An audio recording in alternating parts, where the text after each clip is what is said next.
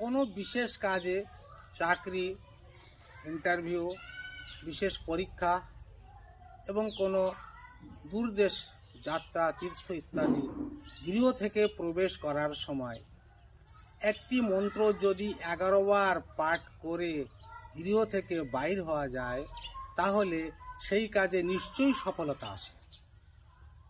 এবং ওই মন্ত্রটি বলার পরে যে নাকে শ্বাস বেশিভাবে চলবে, সেই নাকটি যে পাশে আছে, সেই ছিদ্রটি যে পাশে আছে, সেই পাশের পা কি আগে অগ্রসর করতে হবে। অগ্রসর করে সম্মুখ ভাগে যাত্রা করতে হবে, ডান দিকে তাকিয়ে। বাম দিকে দেখলে হবে না, ডান দিকে তাকিয়ে অগ্রসর হলে নিশ্চয়ই সেই কাজে সফলতা লাভ হবে।